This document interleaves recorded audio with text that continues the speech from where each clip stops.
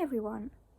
I have been up for a ridiculously long time.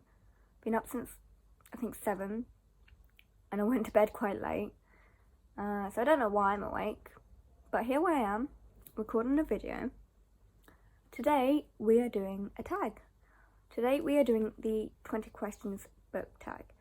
I don't know where I found this. I found this a while ago, and I've had this written down with all the questions, and I just thought I'd check out a quick little video because I have got other things planned, but they're going to take a bit longer. So I thought, you know what, let's do a tag. Let's get payback and tag a few certain people in it. I think you know who. But let's get on with the first question. So the first question is, how many books are too many in a book series? And I would say more than 10. And this does also depend on the size of the books. Because if they're like quite short books, then I think you can get away with more than 10. But if, say, like the Behind the Glass series, they get chunkier and chunkier, I'd say 10 is probably the most. If you have more than 10, you're gonna, it's gonna get a bit tedious, and I personally would struggle reading like 5 big chunky books. So the second question is, how do you feel about cliffhangers? I love them. I really do love cliffhangers. If they are done well and they really they draw you in and they're not predictable, and you can't predict the outcome, then yes, I love cliffhangers. But if sometimes they can be a bit cliche and a bit predictable, and that's when I don't like them, because it's like, oh, what's the point? I've kind of guessed your cliffhanger. So yeah, they do have to be done well for me to enjoy them, but I do enjoy them, especially if they're bittersweet cliffhangers as well.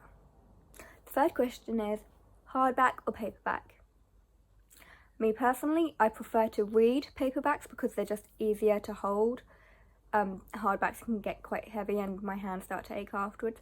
However, I do prefer hardback covers sometimes because you can get the most beautiful hardback covers of books, and I do enjoy having some beautiful covers. So yeah. Question number 4 is, what is your favourite book? I was originally gonna say Little Women to begin with. However, no, I'm gonna stick with it. I'm gonna stick with Little Women because that has been my favourite book for the longest time.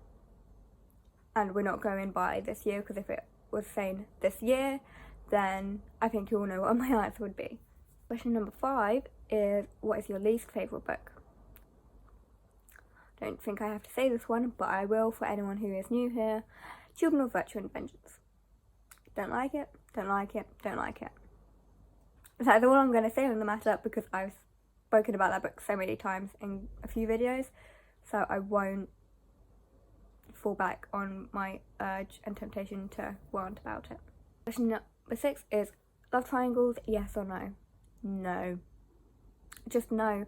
It is so overused and cliche. Oh, to me personally, I think that. I can't deal with them anymore. It just seems a bit boring.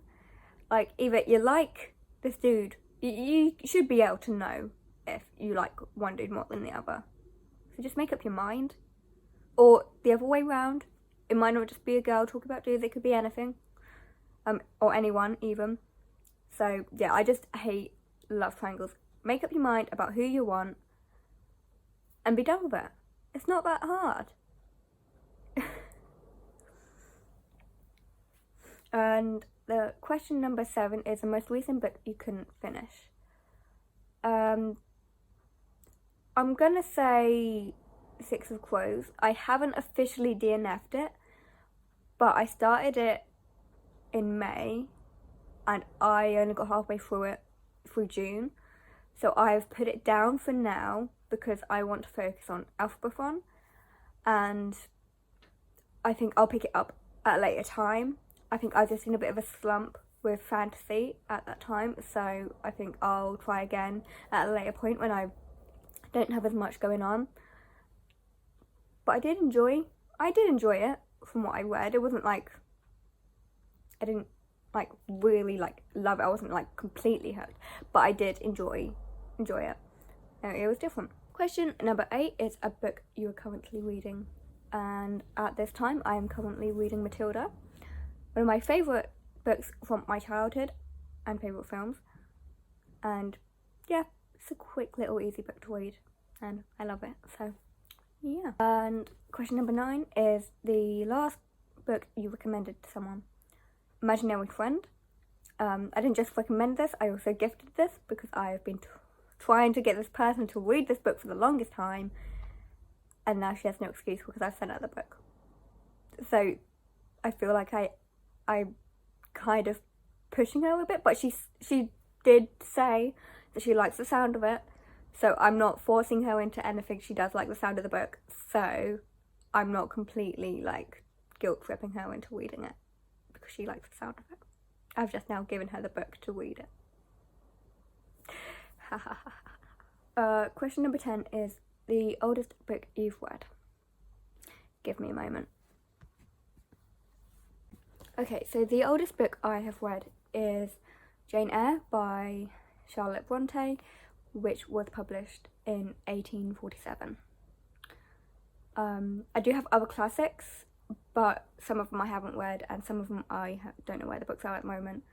But I'm pretty sure that is the oldest book that I have read.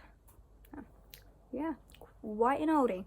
Question 11 is the most recent book you've read, in accordance to the publication date. Again, give me a moment. With this one, I am going with Crescent City, House of Earth and Blood by Sarah J. Maas. I'm pretty sure that it's the most recent book that I've read, publication-wise. I can't think of any other like new books that I've bought, so well that I've read, because I know I've got the Ballad of Songbirds and Snakes, but I haven't read that, so that doesn't count, obviously. So yeah, I think House of Earth and Blood is my most recent. Question number 12 is, who is your favourite author? I mean, Sarah J. Maas. But also, I will add I can't add a few more. Connor always gets annoyed at me for adding more when you're meant to only say one. So you know what, I'm going to do it to annoy you. Sarah J. Maas is like my favourite fantasy author, but I do, Jacqueline Wilson is actually my like oldest like favourite author. Like, she's the author that I have loved for years. I've loved like pretty much all of her books. I've read so many of her books, so she has to be one of my favourites. She's like my favourite childhood author, I think I should say. Question number 13 is buying books or browsing. So both. I love going into a bookshop, and I could spend like 2 hours just looking at books, and I'm perfectly happy. However, I do also feel really disappointed if I don't leave a bookshop without buying at least one book. Yes, bit of a book addict here. But yeah, I think both, 100% both. I know you're supposed to pick, but I can't really choose. But if I had to, sorry, that might be a bit loud, sorry for anyone who's wearing headphones, but if I had to choose, probably buying books, because I need to add to my collection. Question number 14 is, what is a book that you dislike that everyone else seems to love? And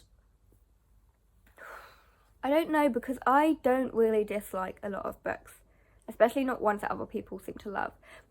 I seem to enjoy books that other people seem to love as well. I'm gonna go with one that I haven't completely read yet, but I read half of it and I wasn't sure about it, which is The Starless Sea. I know that it's had a lot of good reviews, and I know that a lot of people have liked it, but I read about half of it and I had to stop because I couldn't get into it. I mean, it's still on my TBR shelf because I do want to finish it, because I did love The Night Circus, but I'm not sure about it, so it might end up being one that I don't like, which it's going to be unfortunate because it's a really, really beautiful book. So, yeah. Question number 15 is bookmarks or dog ears? Without a doubt, bookmarks. I will admit to when I was like really young, when I was reading books, I did dog ear books, but that is because I didn't know that it was a crime against books. Okay, please forgive me. I will repent for my sins. I now use bookmarks or anything that I can use as a bookmark. I do not dog ear pages anymore. It is a crime. I will come for you if you dog ear books. Question number 16 is, what is a book that you can always reread? And I'm going to go with the Tracy Beaker trilogy. That is by Jacqueline Wilson. I have read that book so many times. It's like a nice, like, comfy comfort read. Comfort read. What a word. And it's just, I always feel like safe and like secure when I'm reading that book because I read it a lot when I was younger and it helped me through some difficult times when I was younger. So it's just kind of a book that's always been there when I've needed it. So definitely one that I can always reread. Question number 17 is, can you read while listening to music? I can, but the music can't have any lyrics in it or voices. It has to be like instrumental music. I can't listen to anything else because I will get distracted. My favourite playlist actually is to listen to the Last of Us soundtrack. The Last of Us is a game, if you didn't know, that's on PlayStation. Pretty good soundtrack. Question number 18 is, one point of view or multiple points of view? I prefer one point of view. However, if the point of views don't get confusing, I can read multiple, but I do prefer just one because it's just easier and less confusing. Question number 19 is, can you read a book in one sitting or does it take you multiple days? And this depends on the book. First of all, it depends on the size of the book, and it also depends on how hooked and intrigued I am by the book. Because say I've got a 300-page book, I've been hooked by the first chapter, yeah, that'll be done in one sitting. It does also depend on what I have planned for my day, because also if I have work, then it's a bit difficult for me to get things done in one sitting. But more commonly than not, like on average, I do take a few days just because I don't have the free time to sit down in one sitting and read constantly. But hopefully I'll be able to do that today. And question number 20 is, who do you tag? Well, Connor, it is your time. I tag Connor from Connor's Library Corner, Robbie from And His Nose Stuck in a Book, and I also tag Brooke for... It had to come in just at the end of the video, didn't it? Of course it did. I also tag Brooke from Brooke's Books, just because she's got a lot of tags to do, and I'm going to add to the list because, yeah, I'm a good friend. Okay, I hope you enjoyed this video, and I shall see you later. I don't know what that was. I don't know why I'm being so weird lately.